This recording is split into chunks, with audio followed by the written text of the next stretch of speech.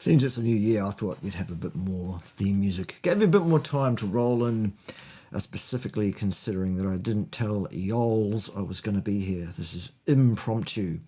Good to see you all here in the house, all 7 or 8 of you that were sitting by your computers at this time of the night, at this time of the year, or day, wherever you might be. It might not be nighttime where you are. It's not nighttime here. It's 1 o'clock in the afternoon on Sunday. So if you're in Saturday, I'm speaking to you from the future, where I can tell you that it looks like the value of Bitcoin is going up with respect to the US dollar at a rate of knots just now. Interesting, very interesting. Anyways, that's for another day. For today, the name of the game is to respond once again to our good friend Lame Norton. I don't really need to say much by way of introduction to this. This is a video in which Lame Norton is about to claim, apparently, that the causal factor in diabetes is the carnivore diet. Good. So you can guess how this is going to go before we even get into it. But in the meantime, let's start with a round of who is in the house. The aware NPC was first. Top marks to you for being first to say hello. Hello to you. Good sir, madam, person, small yellow teddy bear, or whatever you might be. Darkfield Carnivore was second in the house. Yo. Indeed, yo. 2026 variety of yo. It's morning time still over where For the Life of Us is. It's about 2 hours before now, so it's about 11 o'clock in the morning for you. So good morning to you. It's 1 o'clock in the afternoon here. But at least you're in the right day. You're in the right day. Hello, Kitty. Good to see you. All the old suspects are here, aren't they, Ron? Yes, all the old suspects are here. Very suspect, some of us, and very old others. Speak for yourself, mate. I'm not old. You're older than me, Ted. Shush. Oh, will you go and twiddle the knobs like a good boy? Good boy. Yes, we're going to break things down. We're going to keep things a bit simple, it seems. So far, I'm not even in my usual studio this time of the year. I'm actually sat in my bedroom right now. So welcome to my bedroom, which is not sound-treated stuff. The sound is a bit off. That's what it is. Do let me know as we get going on the response to the Lame Norton video whether we have the split audio set correctly so that Lame's arrogant, ignorant nonsense is at about the same volume as my dulcet tones, just so that we can get that sorted. On the level meters, it looks about right, and I'll keep an eye on it as well, from here at least, so let me know it's coming through at the right volume at your end. Don't forget, if you're not a person who's subscribed to the channel, you ought to be, because it's hilarious here, isn't it? Those of you that have been around for a while. It's all about the humour and the education-based subterfuge. I sneak it in there before you realise I've done it, as you'll get another dose of today when we deal with the realities behind the absolute arrogant, ridiculous, Dunning-Kruger dripping nonsense that I just know is going to come from our good friend Lame Norton. So that's the first caveat. As usual, I have not sat through this video from start to finish and watched the whole thing. In fact, I watched the first minute or two of it to go, is this going to be worth responding to? And I went, yeah, okay. And after that, it's going to be new to me, and we're going to be responding live off the cuff. We also do quite a bit of that around here. It's good fun if you are new here. Right. Deborah's here. Good to see you, Deborah. Josephine is in the house. RM Guest, Mr. RM Guest, Mrs. RM Guest, I don't know. Back again, yes. The magic, what? Oh, the Megalheister. Did my best. All right, good to see you. Bunch of other bigots in the house as well. Bunch of other bigots. Good. At this point, I don't really understand how anybody can be the other side of the fence of this. Well, we'll get to that. Dave, really good to see you, mate. I hope you're doing okay. I'm here anytime. And if not, that's fine too, of course. Frank Coletta N3Z loves my work, sir. Thank you. Thank you. I wonder if you're in New Zealand. It looks like you might be in New Zealand or from New Zealand, if you're not still in New Zealand, the former state of New Zealand. Now an annex, I'm told, of another country due to an agreement that apparently is getting rushed through with that country to let their people come here and things. I mean, there. But this is not New Zealand. This is Pimbatia, isn't it, of course? We have our own rules and regulations around who we let in here. Pretty much anybody. If you want to come here, let us know. Pretty much. That's how that works. More ruminant meat for us if Lame doesn't want any. Yep, absolutely. Yep, good, Dave. I'll look forward to that. That'll be awesome. There you go. In Australia. Well, that's close, I suppose. You guys are also a former free nation. Now a communist regime, a totalitarian communist regime. So we've got a lot in common there. That and sheep. If you know what I mean. Right. Watching this in 2026. Good. So you're on the right side of the world as well. Florida, USA is in the house. Good to see you. Right. Okay, let's crack on with responding to what Lame has had to say in his video and putting it right where we think it's wrong. And spoiler, boys and girls, that will be pretty much everywhere, won't it? Anyways, do let me know about the volume if it's not right. And yeah, let's see how we go. Carnivore influencers are running from carnivore faster than they run from plants. Yes, there are one or two people who are going mad, losing their shit and going back to carbs, which there is no indication for scientifically. There is no reason a person needs to do that, should do that, or ought to do that. And there's very little other than anecdotal suggestions that doing that improves any given situation in any given way. This is all theological noise, nonsense, and claptrap with the sole purpose, it seems, of garnering clicks on the interwebs by various different promoters who, let's face it, never really were carnivores and they did it wrong anyway. That's just a little joke for those of you that are new around here. You'll get my humour soon, or you won't. That's the way it is, pretty much, isn't it? Yes, carnivore influences. Okay, yep. Kia ora from Puhoi. Oh, wow. Kia ora from Tasman District. I mean, Pimbatia, within the Tasman District of the former free country of New Zealand, soon to be annexed entirely by a large number of imported folks from elsewhere. Good work, New Zealand government. Lovely. Yes, I'm aware that Ms. Zaldivar needs a jolly good dealing with. I've seen that Ms. Zaldivar has had a lot to say about carbs, among other things, and a lot of irresponsible people have been giving Ms. Zaldivar a platform upon which to do so, which, it's all about the clicks, isn't it, boys and girls? It's all about the intrigue. It's nothing really to do with the facts, which I will give you today in the most dispassionate way I'm capable of, which really does vary from day to day because the stresses of being a farmer and looking after the farm and the staff and things breaking down and things going wrong and stuffs can take a lot of time. That's what I'm doing these days. I'm a farmer. I'm not an academic anymore, for those that have come across me in a former life as an academic. No more. These days I farm cattle, sheep, goats, ducks, chickens, and a bunch of waifs and strays and various jippos. Yeah, it's all good fun. Get a farm, they said. It'll be awesome. You'll love it, they said. Anyways, the rest is history, isn't it? The bad kind of what? What's fixed? Who's fixed? You're fixed. Oh, I'm not fixed. I'm still dangerous. And I have pure, unadulterated doings. People think Bitcoin's going to be worth a lot, and they're right, it is, I think. That's my opinion.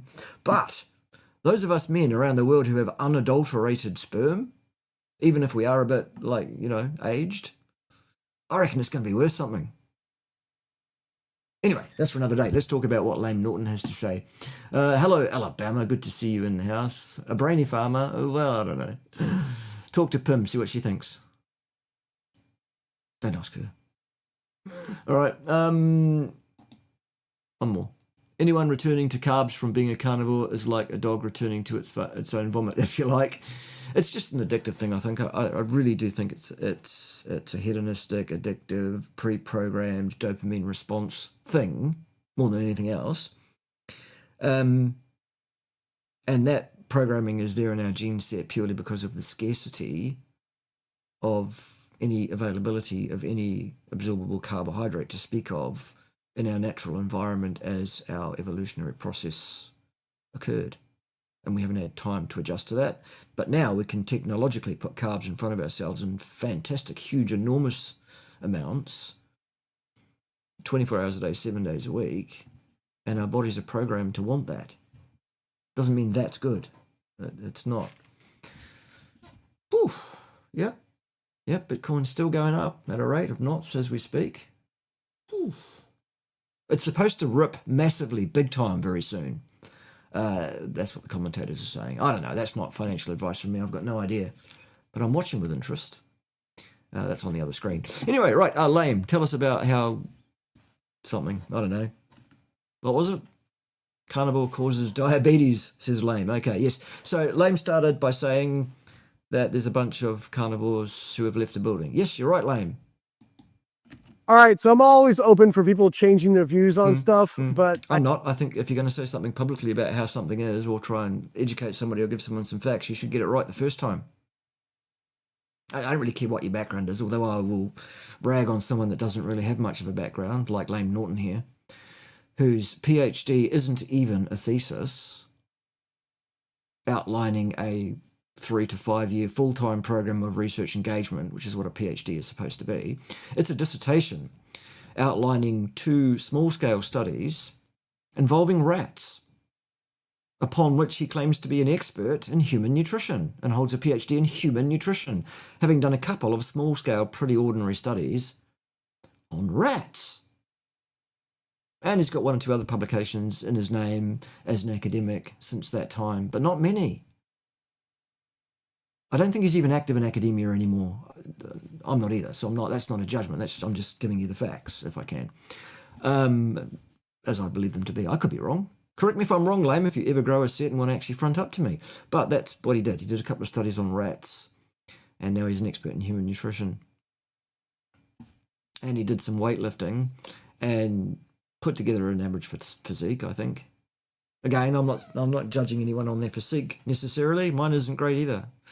But then I'm quite a bit older than Lame, to be fair. A few more miles on the clock. That's not an excuse either. That's in my list of things to sort out this year. Watch the space. There you go. I've claimed it publicly. I'm going to sort out some issues with fitness, muscularity, functional strength, and all of that. Because at my age, if you don't, the slide is quite precipitous into decrepitude and elderliness and stuff. And I just don't want to go there yet. I've got Peter Pan syndrome still. I still feel like a kid. Yeah, so there it is. Yes.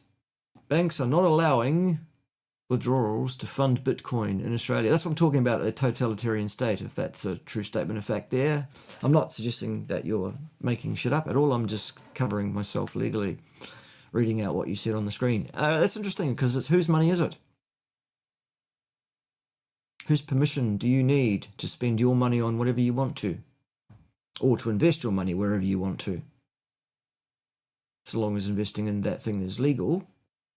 Or indeed, if it is illegal, still, if that thing is your civic duty to do so by way of civil disobedience because the legalities are unreasonable, perhaps. All hypothetical situations that I don't really know anything about. Yes. Anyway, Lame, tell us some more. I think it requires you to change your views with intellectual honesty. And intellectual honesty, Lame Norton, requires you not to call yourself an expert in human nutrition when you're not one, son. It also behooves you not to make statements publicly about things that you have no understanding of whatsoever, like, oh, the first law of thermodynamics, which you think is about conservation of mass, the only problems with which being lame that mass is not conserved, and neither does the first law of thermodynamics suggest it is. So you got that wrong, didn't you? When you were trying to teach everybody all about the calories, though. Remember that? That was hilarious. It's on my channel. There's a 1-minute video about how he said that on my channel if you want to go and have a look at that later. Hello, Fiji. Good to see you in the house. Good to see you, Fiji. Fiji? There it is. All right. There are a lot of carnivore influencers who are no longer carnivore. Yeah, you said that, remember? I know it was a long time ago because I've been waffling, but in Lame World, that was like 2 seconds ago that he already just said that, didn't he? Brain fog much? But I'm gonna pull up a video and we're gonna talk about it. So let's see what we have to say about some of these carnivore folks who are no longer carnivore. Yeah, so let's see what we have to say. Your favourite carnivore influencers are running into the same health issues, and here's the proof. No, we're not running into health issues though. Please, guys, on the screen, anytime you like, in the chat window there, if you're having health issues that you believe are anything to do with the carnivore diet of any kind, just put that in the old chatteroony there. Let us know that you're having health issues and what they are. Okay? Because I'm not having health issues as a result of my carnivore diet, my largely carnivore diet. Let's be accurate. I'm not 100% carnivore. I never said I was. I never will be, probably. I'm also a hedonist. Quite a hedonist, to be fair. No what, Josephine? No what? Oh, no issues. Yes, of course. No issues. Oh, there you go. There's n equals 3. No issues. That's better than some of the stuff nonsensical nut nibbling Nicky Norwitz goes off on. He likes n equals 1. There you go. N equals 3. That's 300% of what we need to prove our point absolutely, isn't it? Maybe that's how many people are watching. No, not true. There's 115 people watching, which is quite good for an impromptu stream, I suppose. First of the year and all that. Anyway, Lame, go on. Let's have a look at Carnivore Cam. He's now borderline diabetic. But according to whom, on the basis of what? I'll tell you what it is. It's according to what they call a fasting glucose or oral glucose tolerance test.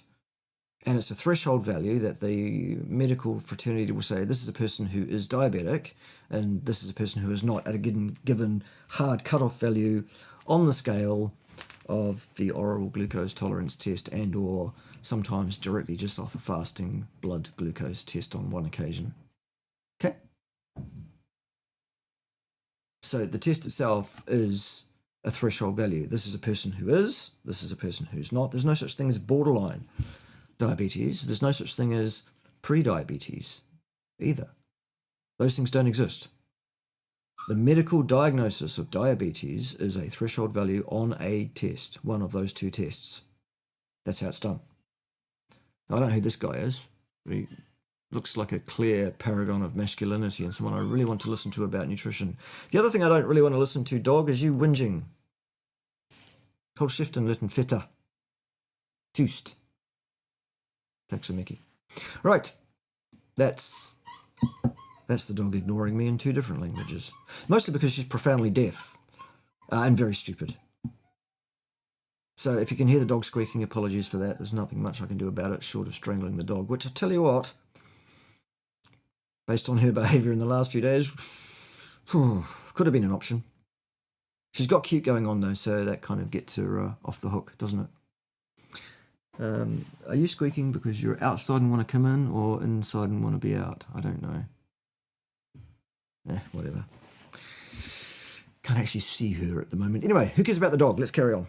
Cam's not the only one. Carnivore Ray is at a similar point. Is this according to whom, on the basis of what? So he gave us 2 names of carnivore influencers who are so-called borderline diabetic, which doesn't exist, according to him. Well, I'm convinced. really true? Broccoli head's back. All right, before we get into him, first of all, yes, they've shown Broccoli head. That's interesting, isn't it? Broccoli head. Dear oh dear.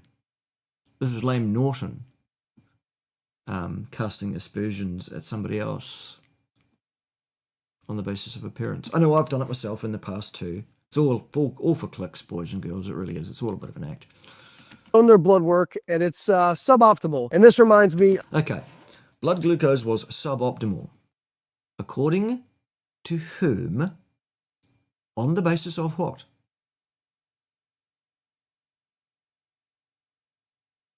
Notice how there was no information given to us there in those regards. Hello, Angela. Good to see you. Glad you're in the house. We're just talking about Lame Norton, if you joined us late. Lame Norton thinks that the carnivore diet is the cause of diabetes. And he's telling us why it is. Well, he would if I wouldn't stop interrupting him every 3 seconds to say, no, Lame Norton, you're wrong again. So there it is.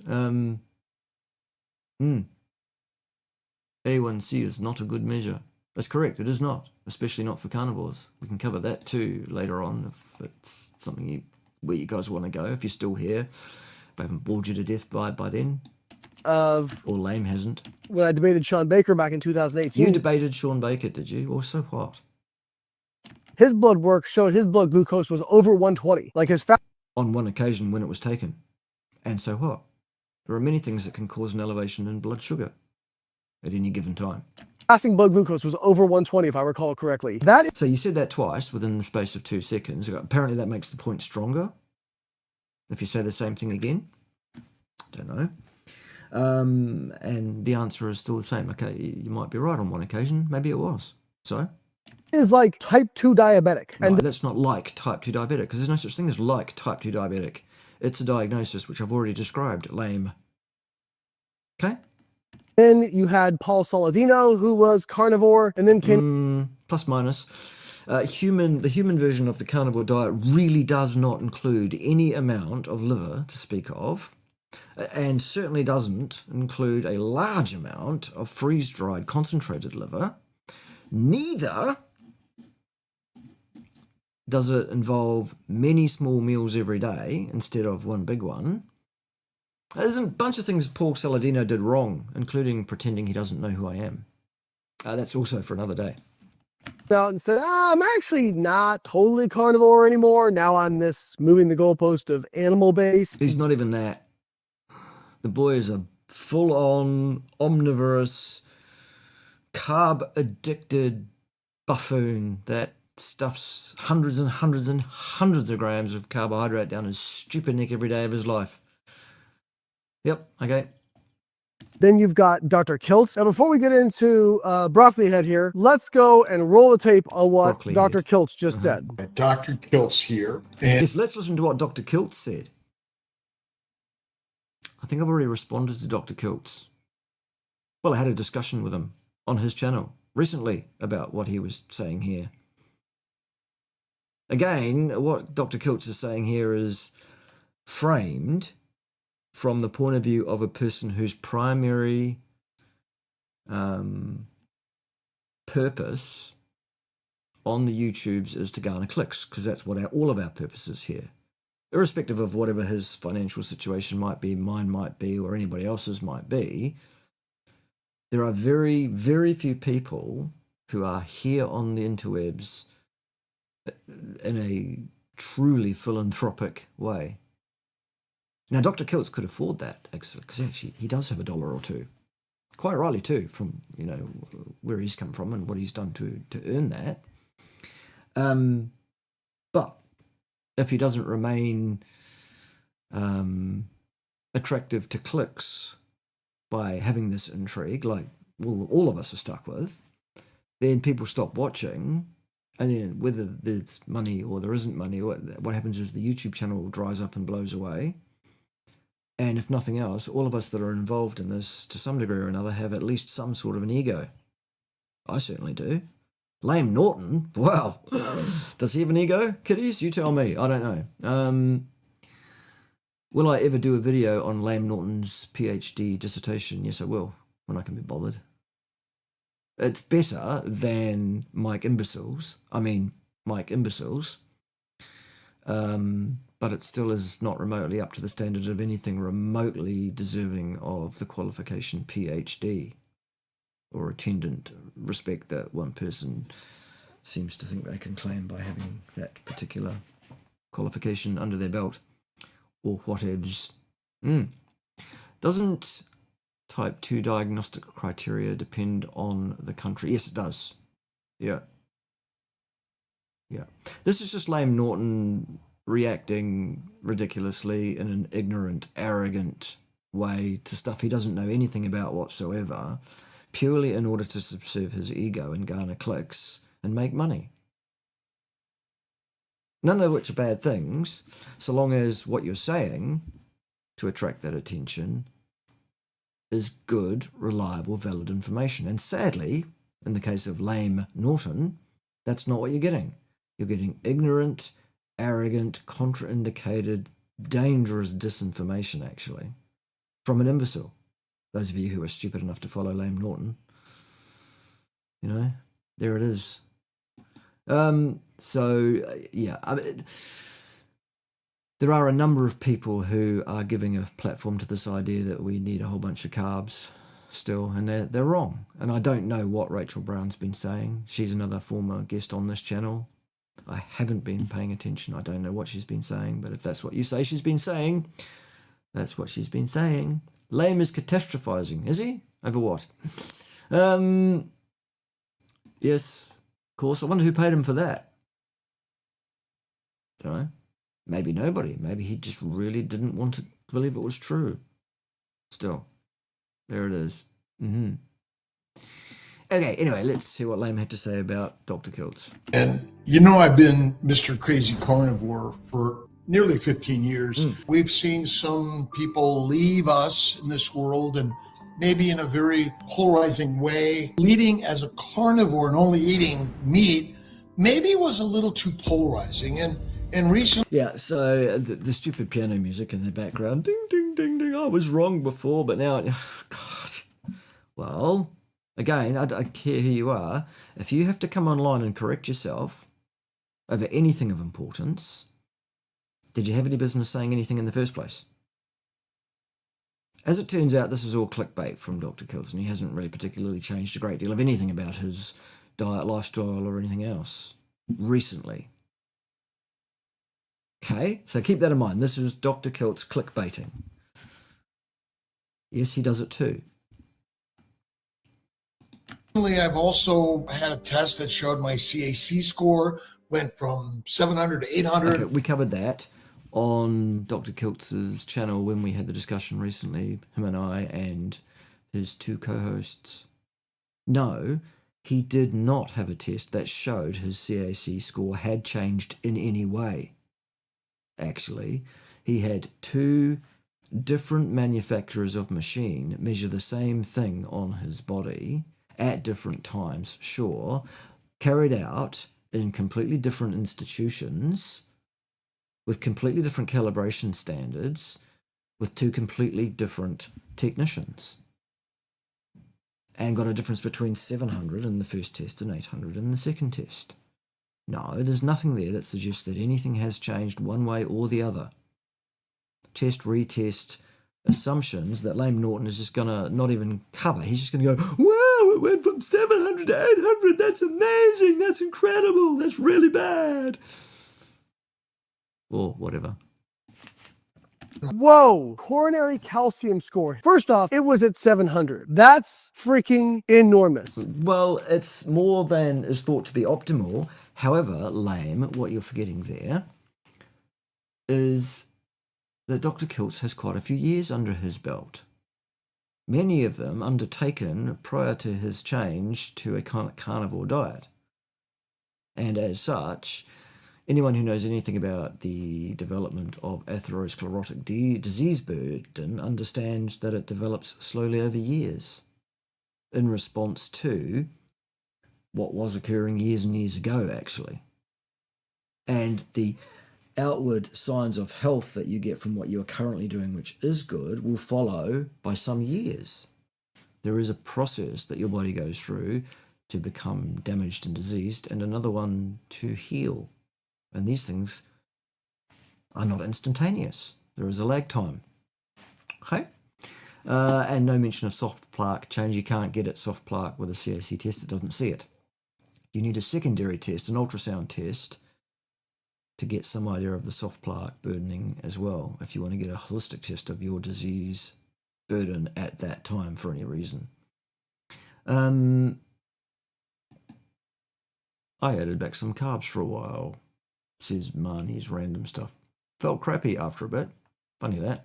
Back to Carnivore again, and now I feel great again already. Great, n=1. That proves our point entirely. We don't need to say anything else, but I'm glad that you did find the true path and that things were sorted out for you. Yes. What do you invest in? What do I invest in?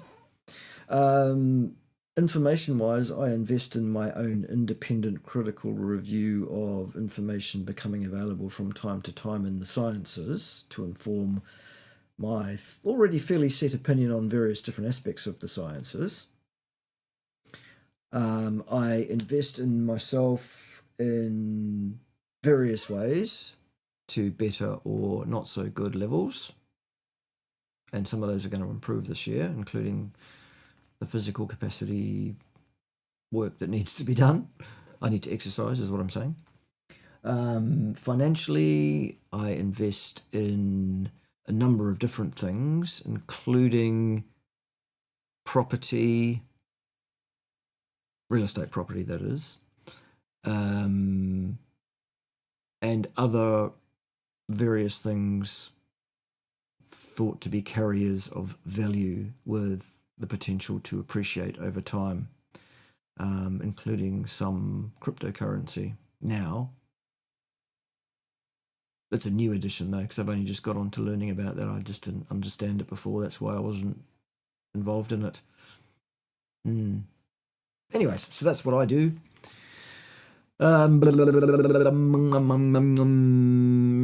Lame, yes. 800? I don't know what the answer is going to be this. Let's see. There you go. See, Lame Norton doesn't know what this is, so he needs to do some research. This is how a PhD scientist, all hail Lame Norton, PhD scientist. Let's see how you do research, shall we? What Google says about it. Oh my God. Could you be any less credible as an authority figure or an academic example? Lame Norton. A boy who does not understand basic physics, who thinks mass is conserved, who thinks the first law of thermodynamics says that it is,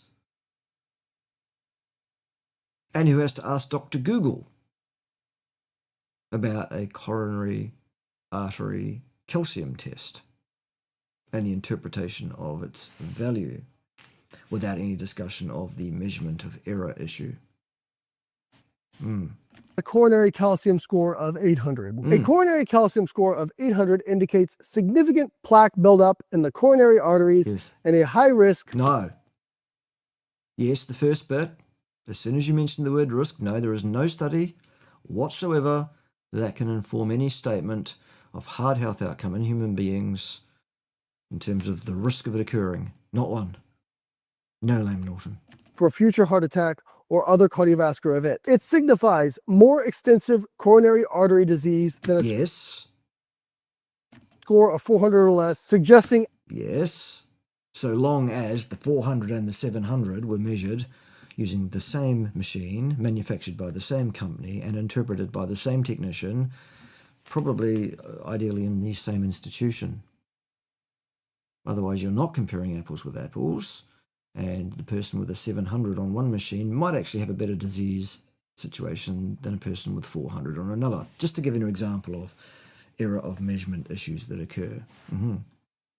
Yes, it is. It's Lame Norton's PhD is based on coursework and a little bit of research, a couple of very poor studies that wouldn't be of a standard to publish probably, and studies on rats.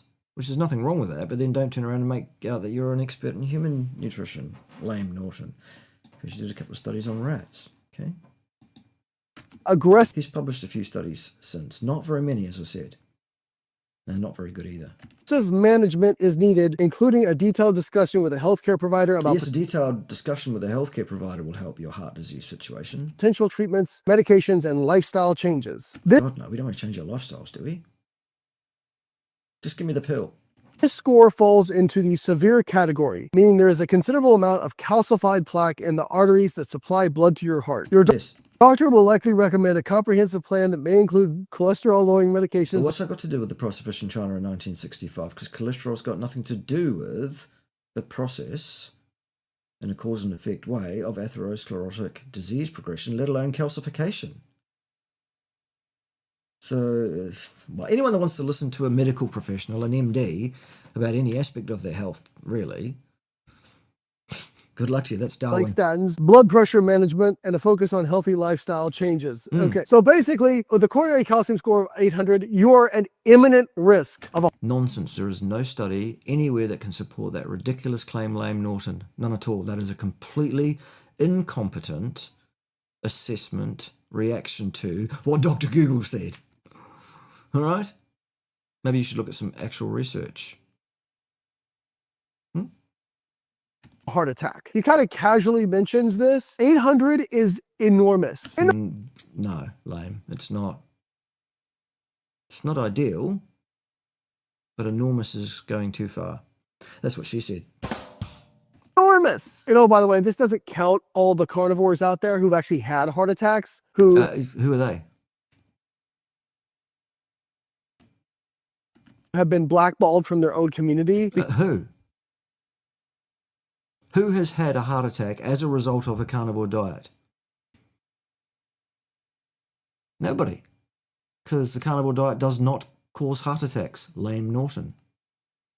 Because as soon as they say, hey, I was on carnivore and I had a heart attack, people...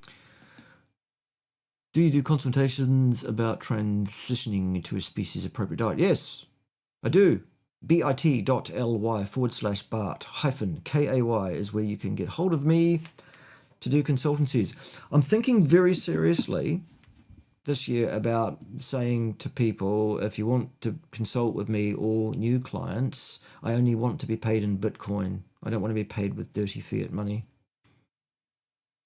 Those of you who are on dirty fiat agreements with me, I will honour those agreements, of course. I will take your money. But I prefer Bitcoin. It seems like a much better option than dirty fiat money. For a number of reasons, which I'll cover in weeks to come if I can be asked. Or perhaps you could ask me about it, those of you that want to. Maybe I'll do a stream on that for those who want to watch that particularly. Why not? Everyone else is talking about Bitcoin too. I might as well. That's how it goes in all fields, isn't it? Like economics or nutrition science, gynecology, no experience, but I'll take a look at it for you. Everyone's opinion is valid, isn't it? Everybody has something worthwhile to hear, don't they? That's what's wrong with today's society, isn't it? You young people teaching your kids that what they have to say is worthwhile. It might not be. And in the case of Lame Norton, it's not. Yeah. People say you must have been eating seed oils or it's oxalate dumping, which they everything is oxalate dumping. Everything. No, it isn't. Some things are. Many things are traceable to oxalate dumping, Lame Norton, but not everything. No. Your kid got an F in school, oxalate dumping. Lost your job, oxalate dumping. No, you're being ridiculous. Like anything that goes wrong in these people's lives. Why he's basically just repeating himself again and again and again here is because he's desperately waiting for his brain to catch up and fill his consciousness with the thought of what the hell am I even going to say next? He has no plan, no idea. I think it's probably a surprise to him as much as anyone else what comes out of his mouth. It's oxalate dumping. No, it isn't.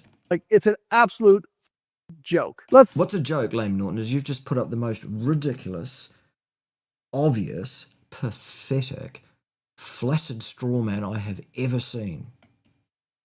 Do better, son. To go back to what Dr. Kiltz was saying. Instagram noted a few more plaque sites with calcium in my LAD and my... No, you hadn't, right? We covered this, remember? No.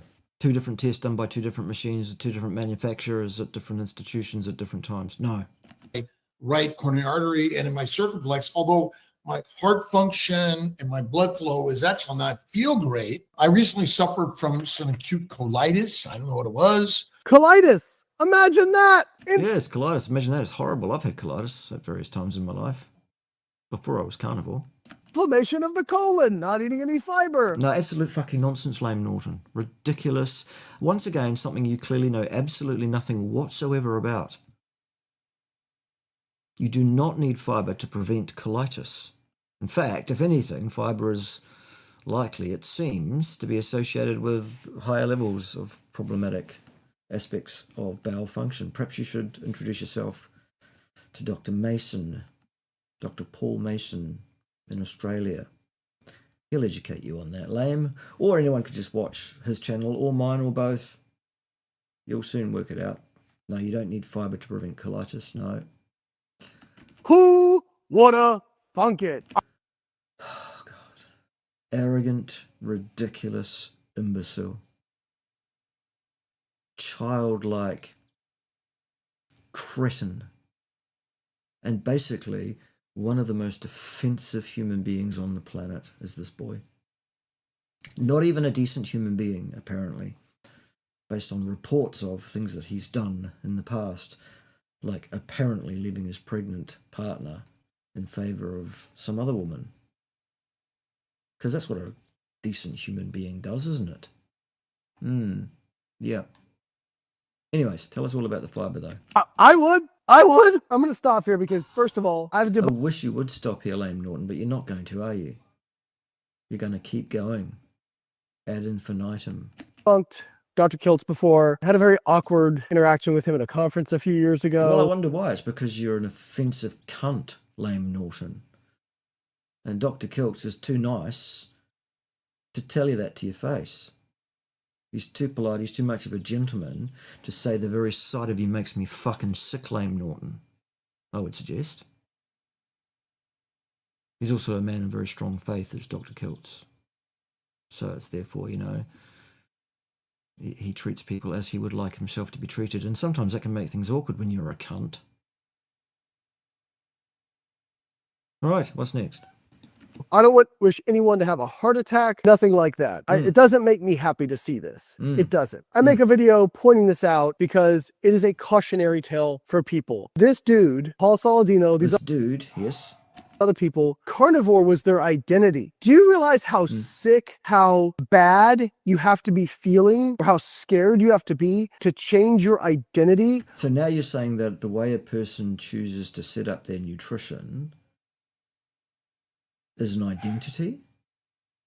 Might be true if you're a vegan. Vegan's treated as an identity and as a religion. The Church of Anorexia Vegana, that is. Carnivore is just an appropriate dietary pattern for a human being. Species appropriate, species specific dietary pattern. It's not an identity. When you've built your entire livelihood around it. There are a lot of people out there who really have not much to grasp onto, is what you're saying, Lame Norton. And I would suggest your partner is one of those. Okay? I want you to think about that for a moment. That means these folks are scared. And frankly, they should be. They should be. So all that to say, you know, I wish Dr. Kiltz well. I hope he gets treatment. And so what did you actually say that convinced us of anything regarding Dr. Kiltz, his health status, or anything else? You said, oh, geez, I don't know what that means. I'll have a look at Dr. Google and it says 800's high. Oh, well, that's all we need to know. Those are the facts then. You fucking imbecile, Lame Norton. Okay, and you want to take a position of being in some sort of situation of being an authority here. Wow. I hope he never has a heart attack. I hope things work out for him. And I hope he also starts telling people, hey, like, this may not be the best thing. So now he's going to eat some plants. Who would have thought? He's not, though, particularly. No more than he was. This is all a bit clickbaity, remember? I told you that. We had a discussion. I asked him some questions. We went, oh, yeah, okay, so it's pretty much, you know, we're done here now. That's good. We can move on. Dr. Kiltz hasn't lost his shit entirely. He hasn't changed his diet to speak of whatsoever at all. In fact, he was garnering clicks at that time, and it worked really well. He got many more views than you ever get on your videos, Lame, even though you have many more subscribers. What does that tell you? Plants made you infertile. Anywho, so let's go back to Broccoli Head. I thought this video was going to be about how diabetes was caused by the carnivore diet. We're nearly halfway through the video, Lame, and you haven't even mentioned it.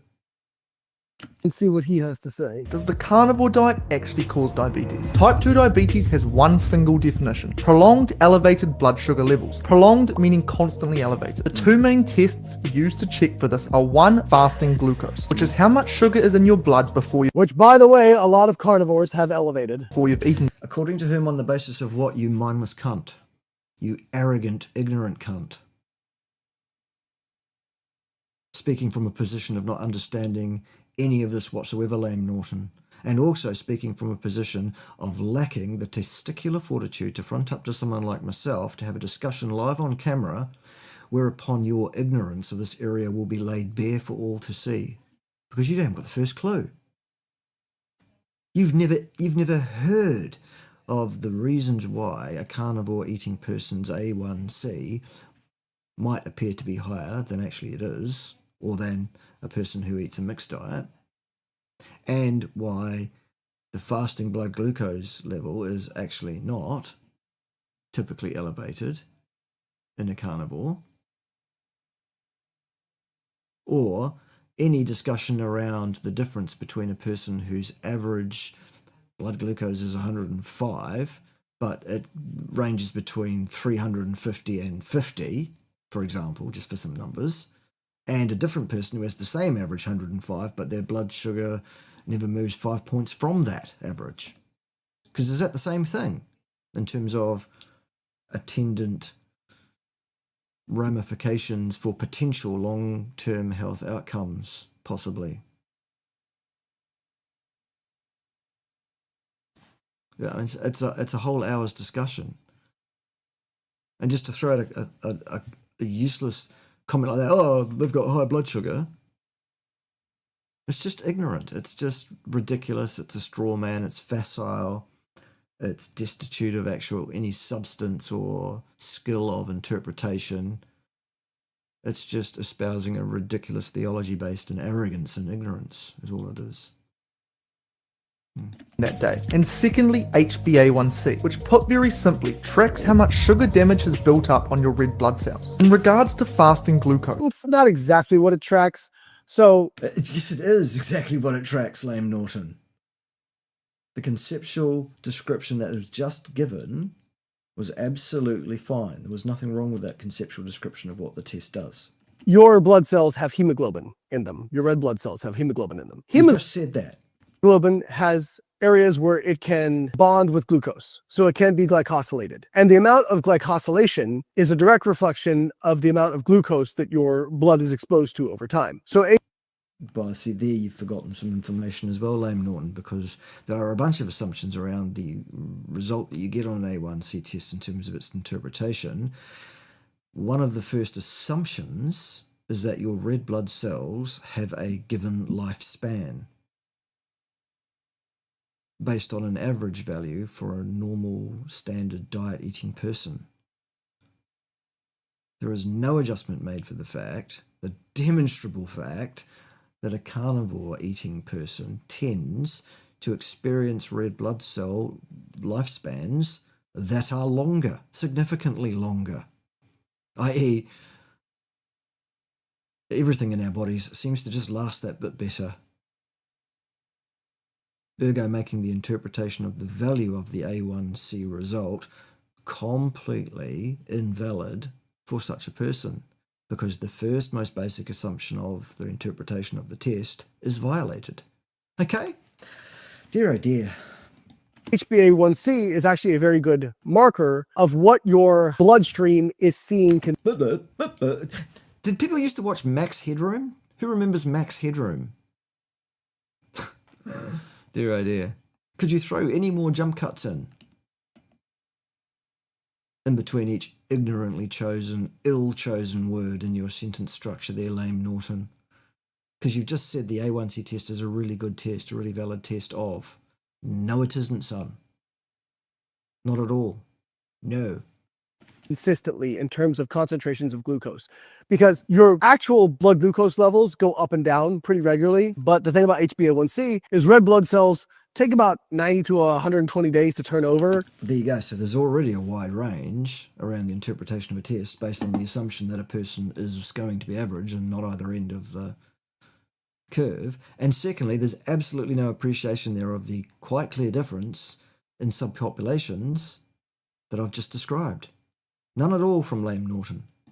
So what is on there, the amount of glycosylation, is very reflective of long-term concentrations of what you're exposed to over 24-hour periods. No, it's not, Lame Norton. That is false.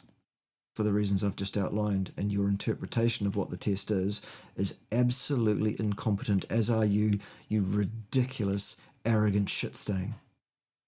In terms of your blood sugar, and actually over several months. So HbA1c is actually a really great and Yeah, sensitive it still fucking isn't Lame Norton. Doesn't matter how many times you say it's really, really good, it still is not, for the reasons I've just given, because they're still valid.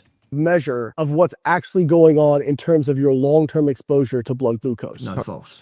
Carnivore raised fasting glucose is 96 milligrams per Oh, deciliter, that's not so bad. and carnivore cams is 93.6 milligrams per deciliter. Anything Yeah, right, so there you go. under 100 is considered normal, so there's no issues here. But in regards to HbA, Yeah, but that which is considered normal doesn't mean there are no issues.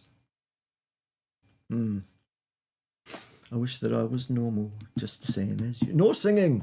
HbA1c is slightly different. Raise is 5.5%, which is still within the normal range, but CAMS is actually 5.7%, which technically speaking falls into the quote pre-diabetic range. There's no such thing.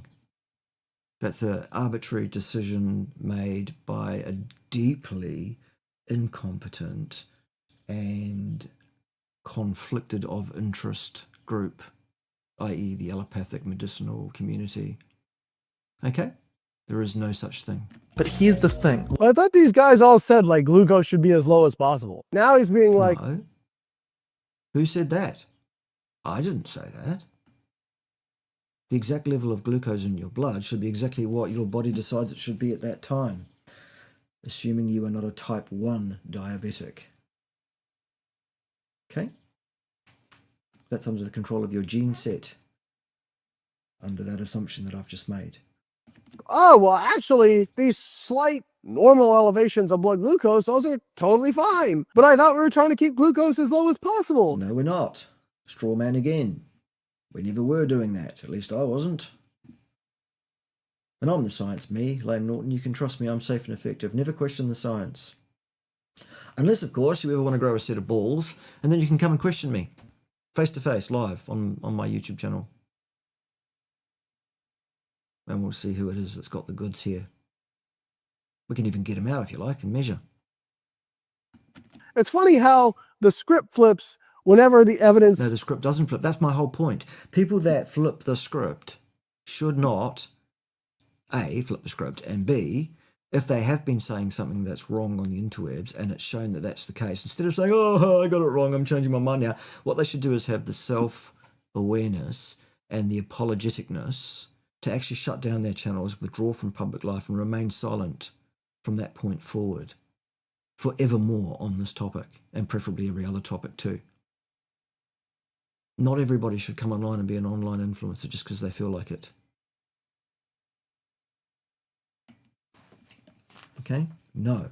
doesn't support what they want. HbA1c is measuring is sugar damage done to a red blood cell across its entire lifespan. Yeah. So your HbA1c reading is strong. No, once again, it's measuring the amount of glycosylation over its lifespan. Oh, it's semantics. He's explaining conceptually to a lay audience what the thing measures. Damage to the red blood cells as a result of sugar being present in the blood. He is correct.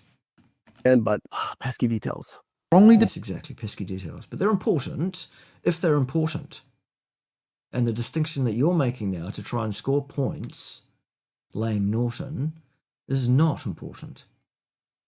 The concept that he is explaining correctly, still. dependent on how long your red blood cells live for. The And longer the point he's making, which you're ignoring, is it's the exposure over time, and he's probably about to say, and red blood cells live longer. I know he's likely to say that, because guess where he gets his advice from when he wants advice, among other places. I'm not his only source of advice. I should be, though. I am the science, and I am safe and effective, and no one should ever question the science, unless I invite them to. they live, the more Safe and effective. time they have to accumulate sugar damage, even if your blood sugar is normal. Now, what happens on a carnivore diet is your inflammation drops. Your cell membranes, the outer protective layer of your cells, they strengthen, and your blood sugar is stable, all of which are the main factors which cause a red blood cell to live longer. So rather ironically, being healthier has the potential to actually make your HbA1c look worse. And this isn't some made-up theory, it's backed by peer-reviewed studies. Researchers have clearly shown. Wait, Yeah, I thought these guys say that that shows a bit of a weakness there. I must, next time we speak, we'll sort that out. No, peer-reviewed evidence. There's no such thing. Peer-reviewed is a process by which a paper gets accepted for publication into a journal. Peer review does not confer correctness, validity, veracity, or utility on the actual information. I know I've been involved in peer review a lot. I've peer reviewed more articles than most people have had hot feeds over the years. And I know how poor the process is. Peer review does not make anything any more believable than opinion, really. I have very little respect left for any aspect of academia, for those of you who are wondering. I did when I first started, A, because I wasn't really sure what was going on until I learned about it, and B, because it actually did change over the several decades that I was involved at a high level in academia, and it really did devolve, it really did become very debased. When I started my academic career, the things upon which I was judged at the end of the year was what grades do my students get. By the end of it, the thing that they were judging me on was how much do they like me. Incredible. Hey, Matt. Good to see you, mate. We must have another chat. We must have another chat soon because people haven't stopped being wrong on the interwebs over the New Year's break. I thought 2026 was the year, I thought. They're going to stop being wrong. People are going to start understanding that the science is me, I'm the science, and I'm safe and effective. And that you shouldn't question the science. But they still haven't got it, Matt. It's incredible. Thanks very much, by the way. Yes, no singing. No singing.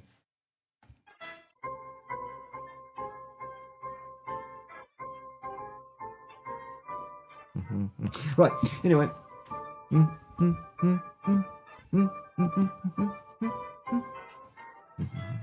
Okay, right.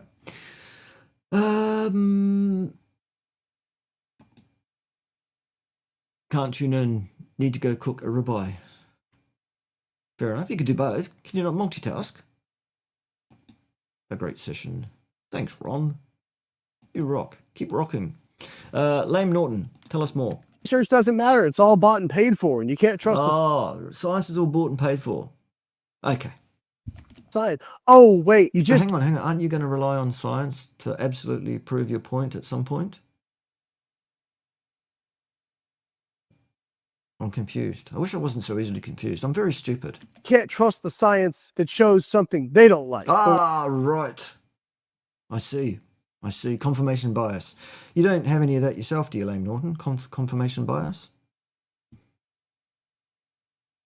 Have you gone and studied the first law of thermodynamics yet? It was embarrassing for you, wasn't it? Getting that wrong.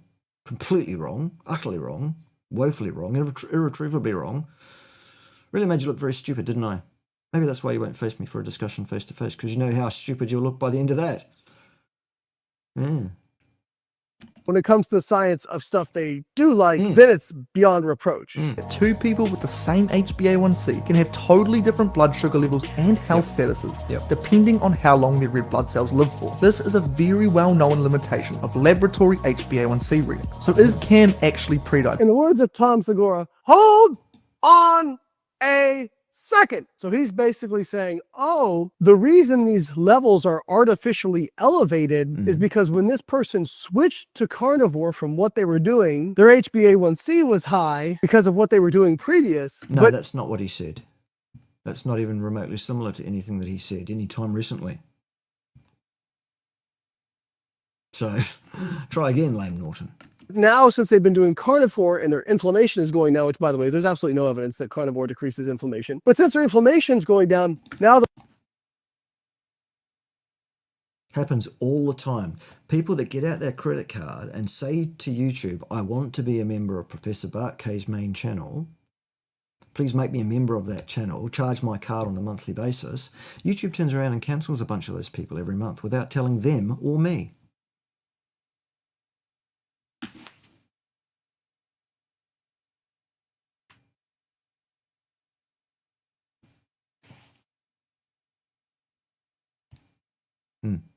Right. Anyway. The red blood cells are healthier and living longer. And he cited a study. And I'm going to go back and I'm going to read you exactly what it says. In this cohort, which by the way, they also say cohort data is garbage. Paul Saladino says that all the time. But yeah, but Paul Saladino is completely and utterly incompetent to read, interpret, or comment on science, even more than you are, Lame Norton. He's done even less study of science. He's had even less exposure to actual science than you have, son. So putting him up as a, oh, look, I'm so clever. Yeah. Lame Norton took his rhetorical lessons from the Biden School of Debate. Did he? Okay. I'm sure you're right. I'm sure. I digress. In this cohort, 69% of subjects were within red blood cell lifespan of 93 to 123 days. Right. Which is a pretty wide range anyway, making the test itself inherently not a great test of anything. Okay? While 30% had a red blood cell lifespan below 93 days. And so what, Lame? What's your point? 2 subjects had above 123 days. So what's your point? Okay, so what we're looking at is the difference of about a month. Over 70% of people, it's a difference of about a month. You just said that. And that's what makes it not a very good test inherently of anything. Okay? People that had red blood cells that lived shorter than 90 days versus those that had those. Because the result comes back as a percentage of the red blood cells that are glycated. Or the percentage of hemoglobins that are glycated, in fact. Because there's 4 of them in each of the red blood cells, if you really want to know. It comes back as 5. If it comes back as 5.7, that means percent. So the lifespan of the red blood cell, therefore, is very, very relevant to the interpretation of the level of indication of problematic issue in a person's life that they can ascribe having taken an A1C test on a person. No? Okay. That lived longer than 120 days. It wasn't like months and months and months. We're talking about the difference on average of the most extreme 1 month. You've said that 3 times in the last few seconds, Lame Norton. We got it the first time. We understood. That's why people should come and listen to me, because I'm the science. Okay? And then... That's not okay, Lame Norton, that you put yourself forward as a scientist and yet make multiple videos on YouTubes where you make the most incredible, destitute schoolboy errors, falsely state, for example, what the first law of thermodynamics is, and then completely unable to actually state the thing. Maybe you've learned it by now. Maybe you've gone and studied that now. Whoops. That's probably why you haven't responded back. Whoops, Bart Kay was right and I was wrong. A, because he hasn't studied it, or B, because he has and he realises how badly wrong he got it now. So let's sweep that under the carpet. He could do the same thing that Paul Saladino don't know who Bart Kay is does. I pretend he doesn't know who I am. You could do that, or continue doing that, Lame Norton. It won't change any of the facts, though, will it? And of the outliers, we're talking about a few more days, weak in the other direction. Oh, can you make a point if you're going to make one at any stage? Get on with it, if you don't mind. So let's just be generous and say, okay, between healthy red blood cells and the most putrid red blood cells. Still going up, Bitcoin. Since we started this live stream, when I started this live stream, I said it's going up. Look, at the moment, it's going up quite rapidly. Just out of interest, it still is. What are we? An hour later. Wow, it's been going the same direction for an hour. Pretty much. You ever seen, you're talking about 2 months of difference. Now, I want to be clear. Your red blood cells completely turn over in that window. So the point is, though, for carnivores, they don't. Because carnivores tend to last longer, which validates the interpretation of the test coming back as a percentage of those red blood cell hemoglobin molecules that have glycosylation issues. Okay? usually within 3 to 4 months. In our case, maybe we can say it's between, I don't know, 2 to 5 months. Let's just be generous and say It's that like pulling teeth, isn't it? there's a 5-month window where they're absolutely all turned over, regardless of who you are. Yeah, And he's just showing us complete ignorance of what is known about the field here. With every single sentence he stacks on top of the last one, he just digs the hole deeper for himself, doesn't he? It's incredible. oh, by the way, if the red blood cells were healthy to start and then you started carnivore, it's not like they'd be so healthy already that they'd live that much longer. But anyway, I digress again because this is just such and I can't take it. So in 5 months, What's bullshit, Lame Norton, is you putting yourself forward as being remotely competent, let alone an expert in any aspect of science, health, or human nutrition. You are an absolute, utter, destitute waste of oxygen. You're a shit stain, and you're an ignorant one at that. they completely turn over. So the only way what you're saying would be correct. You're quite right, Darkfield. Yeah, I'm just really purely looking at it out of interest. It's fascinating to me what's happening with the Bitcoin price. Wow, look at that. It's still doing it. People that understand what Bitcoin's about and why they need it really aren't that interested in the price of it. Because in the long run, that will actually be completely and utterly irrelevant. Fiat is going to zero. Ergo, the value of Bitcoin as compared to fiat is quite irrelevant. Obviously, you should try and buy when it's low and sell when it's high if you want to take profits in the meantime. But that's kind of like a trading approach. That's not what the people in the know are doing. The people in the know are hodling.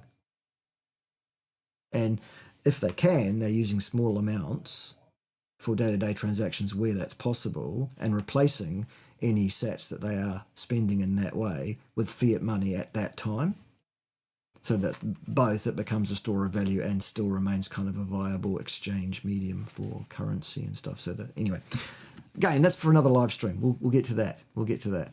All right. Anyway, yes, more from Lame Norton.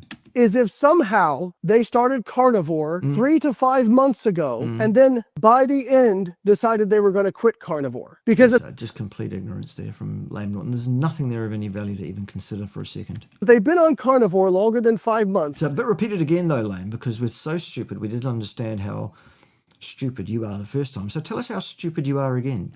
their HbA1c would have dropped because it'd be completely turned over. And oh, by the way, it's not like all your red blood cells go for a 5-month period and then they all get recycled at the same time. They're consistently being turned over time. The entirety of your bloodstream of red blood cells will be turned over in this time frame. Yeah, but that's the problem. The time frame differs for what you're talking about between standard diet eaters and carnivore eating people. Okay? Which you still don't seem to have got your head around. But they are always turning over throughout that period of time. We got that the first time you said it about 2 seconds ago, Lame Norton, for fuck's sake. So again, Carnivore Cam, these other people, they have been Which carnivores other people? for years. According So to whom? Them, on the basis of what they said. People say all sorts of things online, Lame Norton. looking at their blood work now and being like, well, the red blood cells actually last longer. It doesn't matter. It fucking does matter, Lame Norton. That's the whole point of interpreting that test, which you're just showing your complete ignorance for any capacity to do. Aren't you? You fucking imbecile. Of course it fucking matters. Oh, God. You broccoli-headed moron. They've been The carnivore. moron, Lame Norton, is the boy who cannot even correctly state the first law of thermodynamics. Cannot even conceptually describe what it is correctly. Okay? And that's not Max, that's you. You're the one that can't get that right. Max gets that right. Why? Because he listens to me and I'm the science, Lame Norton. Safe and effective I am, remember? For years. Therefore, and ergo, if I'll say therefore and ergo, and that will make what you're about to say next much more powerful. No, it won't. their HbA1c is high, it's because it's high. Probably higher than you were when you tried to read this research. Cells live Coming from the boy who cannot get first principles right. This is a very well-known limitation of laboratory HbA1c reading. So is Cam actually pre-diabetic? Of course not. His And by the way, the very thing that Max is studying at university level is the thing he's commenting on here. This is an area, Lame Norton, in which you have not had any training. You did some studies on rats. Remember? Fasting glucose is normal, so he does Wait. Hold on a second. I thought Oh, Jesus H. Seriously? we just said at the beginning of the video, fasting blood glucose isn't that great of a marker. It's HbA1c. But No, neither is a good marker. Just because one of them is not a good one doesn't make the other one a good one, unlike our two dogs. That's what we do to keep them in line. We periodically tell each of them that they are the good one. They listen, of course, the dogs, to every word, except the deaf one who can't hear a word. then when the HbA1c is high, he says, well, his fasting blood glucose is good. No, he So didn't say that either, Lame Norton. You're completely misrepresenting what Max said. Absolutely, completely misrepresenting what it is. Basically, you've just got your nose out of joint because Max absolutely gave you the spanking of your life not that many months ago in a video. He absolutely fucking eviscerated you, you pathetic, arrogant, ignorant fucking boy. He made you look the boy you are. That's what your problem is. Max is vastly superior to you in every respect. Knowledge-wise, physique-wise, humanity-wise. You're a cunt, and he's not. There you go. That's my scientific opinion, and trust me, because I'm safe and effective. which is it? not have prolonged So set up a straw man and pretend to be so exasperated because, oh, it's so ridiculous, that thing that Max said, even though he didn't fucking say that. Lame. You pathetic, desperate man-child. elevated blood sugar levels. For people to claim that a diet that contains close to zero carbohydrate could possibly cause diabetes is absolutely ridiculous. Correct. There you go. In fact, the opposite happens. Most people who go on carnivore actually reverse their type 2 diabetes. There is not a Based on what evidence? Oh, you're carnivore You're in no position to ask anybody for evidence of anything. Boy. Facebook group? Okay. Again, we've seen Sean Baker, blood glucose above 120. On one occasion. So? Just that alone can place you right there in type 2 diabetes. No, it can't. Only if you have an incompetent physician who doesn't get a history and doesn't retest and retest at least twice more to make sure that the signal is consistent. Okay? So no. Now, people can ask, well, how could this happen without blood glucose? If you eat high amounts of fat, especially saturated fat, and you're On the basis of what evidence? Lame. The projection even. This boy lacks the self-awareness to such a degree that he doesn't even see the projection and the irony of what he's now saying. It's absolutely stunning. I would suggest this boy's IQ is very, very average indeed. For what that's worth. also eating high amounts of protein, what you can have is you ramp up gluconeogenesis. Right. So don't eat too much protein. Eat the right amount of protein. Problem solved. Saturated fat has also been shown to decrease insulin sensitivity. That's just a concept, Lame Norton. That's just a ridiculous construct. And it's one you do not understand. Come and prove me wrong face to face. Let's have that debate. And increase liver fat, and liver fat is very detrimental to metabolic health. And so I would never say like protein is bad for blood sugar regulation, but in this specific context where you're eating tons of red meat, Who's eating tons of red meat? Over what time frame? Tons? Because remember, Lame, the details are important. fatty, high saturated fat red meat. In some How much is high saturated fat? Well, how much saturated fat do I have to eat before that classes as being high? people, yes, According to whom, on the basis of what? it can cause elevated levels of blood sugar because you're Anything can cause elevated levels of blood sugar in terms of the nutrients that you can potentially put into your body. If you get the mixture and amount of them wrong by feeding yourself a inappropriate species in specific diet of some kind, it is likely that your metabolic programming will struggle to adapt to that input, because that's not what it's designed to do. You are placing it in a position of distress, making its homeostatic mechanism work harder than it ought to maintain a situation that should be a natural course of events anyway. I hope that makes sense for those of us that have got more than 3 brain cells. What's next? You're ramping up gluconeogenesis, so you're ramping up your endogenous production of glucose. Okay, but I'm not, though. We could do a blood glucose test on me right now, and it would not be elevated, Lame Norton. And I eat what some people would refer to as a lot of red meat and a lot of saturated fat. Because again, you didn't give us any gauge on how much that is. I'm just assuming that my intake of red meat and saturated fat would be on your tons category. But you also, as you're ramping that up, producing more blood glucose. Yeah, but I'm not that lame still, because I get it right. I eat the right amount of the right stuff in the right proportions at the right time. You also have very high levels Because I'm the science, remember? Safe and effective. of saturated fat, which decreases insulin sensitivity and increases levels of liver fat. So this dude is what they always This dude, he means Max.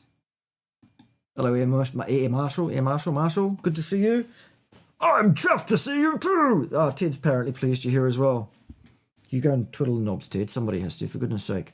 Good to see you. Yes, the wall. The Air Marshal is referring to the wall we're going to build. Oh, we're going to build a wall here in Timbatia, and the vegans are paying for it. That's what's happening. Very good. Appreciate the $14.99. That's what it is. Appreciate it very much. Australian dollars. They're worth a bit more than the New Zealand ones. That's good. You figured Lame Norton out, did you? All by yourself? Good work. What about Chafee? What about him? What about him? Anyway, finish off Lame. he is trying to like hack together a bunch of stuff. No, he's not. Not at all. He is adequately and quite competently, in my professional opinion, Max we're talking about, making the argument quite clearly and quite unambiguously the reasons why neither a blood glucose nor the A1C test is a particularly good test for a carnivore to take to get any particularly meaningful information about anything to do with their metabolic function ongoingly. And everything he said was quite correct. Right down to the conceptual what the test is thing that you were scoffing at, showing your ignorance of what it actually is, because you got it right. Okay? Studies. And when you actually understand the research and understand how red blood cells turn over, you know for sure he is 100% full of shit. He's just trying to find something. So, Lame Norton, who, once again, can't get basic first principles correct, hasn't done a PhD thesis at all. He's done a dissertation and some coursework. Claims to be an expert in human nutrition when he isn't. Making assessments about who's competent. I think we're done. Why did you used to be a fan of Lame Norton? What's wrong with you? Idiots. Lame Norton and his like. Oh, don't look over here. Don't look at all the carnivores who are insulin resistant. They aren't, though, because that's still a construct. Look over here at the red blood cells and how long it takes them to turn over. I'm out. I'm done with this bullshit. I wish you were, Lame Norton. I really do. I wish you were done with this bullshit. I wish you'd shut the fuck up permanently. Or come and face me for the spanking you so richly deserve, boy. You pathetic child. You scumbag. You piece of shit. Actually. Yes, he is very obnoxious. Not even a decent human being, as I've already alluded to. Anyway, there we go. That's the end of Lame's video. That's a shame, isn't it? It's a real shame. So, I don't know. What do you want to do? We could finish the show, couldn't we? Yeah, we could. Look at that. All right, so thanks for joining me for my first live stream of the year. People haven't stopped being wrong. That's where you can send me sats. I like sats. Sats, for those who don't know, are the smallest divisible, attributable, spendable unit of a Bitcoin. You don't have to buy a whole Bitcoin. You can buy sats. There's 100 million sats in a Bitcoin. You can send me some sats at that address that's on that QR code there That'd be appreciated. I want to get paid in sats going forward entirely at some point, hopefully. I'll probably be banned for saying that because you can't say dirty fiat is dirty. Stick around. A lot of things will be developing and changing over the course of this year. I'm trying desperately, really, to balance out the work-life balance a bit in terms of now being a farmer, as well as running consultancies, as well as trying to market Sorul products, which, by the way, still exist. Those of you who haven't got onto Sorul yet, what's wrong with you? You can get some sats, of course, if you don't already have some. That'll be your first bit of homework. If you don't own even $1, even $10 worth of Bitcoin, people, if you haven't made that jump, that's your homework. Please go and buy $1 of Bitcoin. How do you do it? You get on a Bitcoin exchange, you buy the Bitcoin, and then you move that Bitcoin off that exchange. You ask them to send it to, you can set up a hot wallet for just a few dollars worth. You can get the software wallet that works online. Don't put a lot of money in one of those, just a few dollars. And that's what you do. Go and buy yourself a few dollars worth of Bitcoin, put it in that wallet so that you can work out that, even your average Joe can manage this and can get that to happen and get the sat sent to the right place, and they show up 10 minutes after you buy them, or whatever it is, give or take. Then you can scan the QR code up on the screen up there, and you can decide how much of that $1 or $10 you want to send to me. And you send it to my address. And then you've made a payment to me for the entertainment that you've received in this session directly, using an alternate means of exchange than dirty fiat money. And it's an alternate means of exchange that cannot be stopped by any government, cannot be confiscated from you by any government, even though some of them claim to have done so. No, not without your acquiescence and buying into that, even if it's a wrench attack. Okay? It's outside of the system, pretty much, in terms of their control of it. I'm not saying you shouldn't report Bitcoin earnings if you have any, and that you shouldn't pay taxes. I'm saying nobody should pay any taxes, but we all do have to, still, so far, at this point. So I'm not suggesting that people do anything illegal at all. No, I'm not for that. Unless, of course, it's your civic duty because the law is unreasonable. Like it is in various parts of the world that used to be free, that have now become totalitarian states, like Australia, New Zealand, the UK, the European Union, Canada. Do your civic duty, absolutely. But I'm not suggesting people should go out there and overtly break the law. Laws that make sense, like, the ones that are actually backed by natural justice principles. Anyway, there it is. Hopefully I won't be banned forever from YouTube for having said all of those things just now. Join me next time when someone else will be wrong on the interwebs, because it does not look like slowing down, even though it's a new year, pretty much. Should we finish with a song? Because why not? That's pretty much what we do around here, really, isn't it? Steak and eggs and eggs and steak. That's what you should have for breakfast. Delicious. Eggs and steak and eggs. Just making sure you heard. I think they got it, Ted. Very good. Join Ted and I next time when someone will be wrong on interwebs. Hit the button, Ted. It's not hard. That's what she said. I'll come up with a new joke soon too. Maybe. Come on, Ted.